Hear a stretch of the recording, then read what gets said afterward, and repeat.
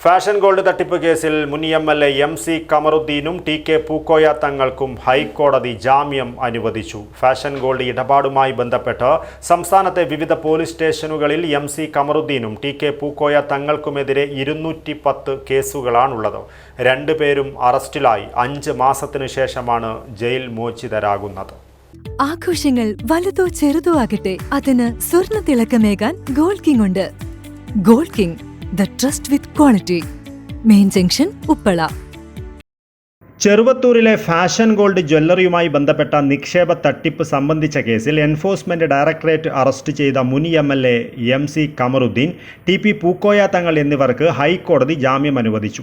കഴിഞ്ഞ April 7-ന് ED. Arrest ചെയ്ത ഇരുവരും 155 ദിവസത്തോളമായി കസ്റ്റഡിയിലാണെന്ന് വിലയിരുത്തിയാണ് ജസ്റ്റിസ് ബെച്ചു കുര്യൻ തോമസ് ജാമ്യം അനുവദിച്ചത്.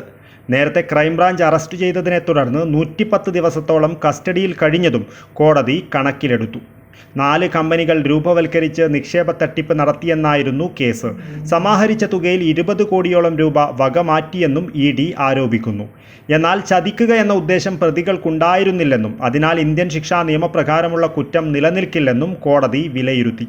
അതിനാൽ തന്നെ കള്ളപ്പണം വെളുപ്പിക്കൽ നിരോധന നിയമപ്രകാരമുള്ള കുറ്റം നിലനിൽക്കില്ല. നിക്ഷേപത്തുക തിരികെ നൽകുവാൻ കഴിയാത്തതിനെ ചതിയായി കാണാനാകില്ല. അനധികൃതമായി നിക്ഷേപം സ്വീകരിച്ചതിന് ബഡ്സ് ആക്ട് പ്രകാരം നടപടിയെടുക്കാം. എന്നാൽ ഇത് ഷെഡ്യൂൾഡ് കുറ്റകൃത്യമല്ലാത്തതിനാൽ PMLA ആക്ട് പ്രകാരം കേസെടുക്കുവാനാകില്ല. പ്രഥമദൃഷ്ട്യാ PMLA പ്രകാരമുള്ള കുറ്റകൃത്യം ചെയ്തതായി കണക്കാക്കാനാകില്ലെന്നും കോടതി വിലയിരുത്തി. വിചാരണ അടുത്തിടെയൊന്നും ആരംഭിക്കുവാനിടയില്ലെന്നതും കോടതി കണക്കിലെടുത്തു. തുടർന്നാണ് 50,000 രൂപയുടെ ബോണ്ടും തുല്യതുകയുടെ 2 ആൾജാമ്യവും എന്ന വ്യവസ്ഥയോടെ ഇരുവർക്കും ജാമ്യം അനുവദിച്ചത്.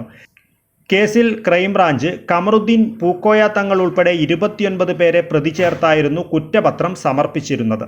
നിക്ഷേപ തട്ടിപ്പുമായി ബന്ധപ്പെട്ട് കണ്ണൂർ, കാസർഗോഡ് ജില്ലകളിലായി 168 കേസുകളാണ് രജിസ്റ്റർ ചെയ്തത്. കേസിൽ മുഖ്യ പ്രതികളുടെ 20 കോടിയോളം രൂപയുടെ സ്വത്തുക്കൾ കണ്ടുകെട്ടിയിരുന്നു. ഇതിന് പിന്നാലെയാണ് ഇ.ഡിയും കേസെടുത്തത്. 20 കോടിയോളം രൂപയുടെ തട്ടിപ്പ് നടന്നിട്ടുണ്ടെന്നായിരുന്നു ഇ.ഡിയുടെ കണ്ടെത്തൽ. News bureau, Kasaragod.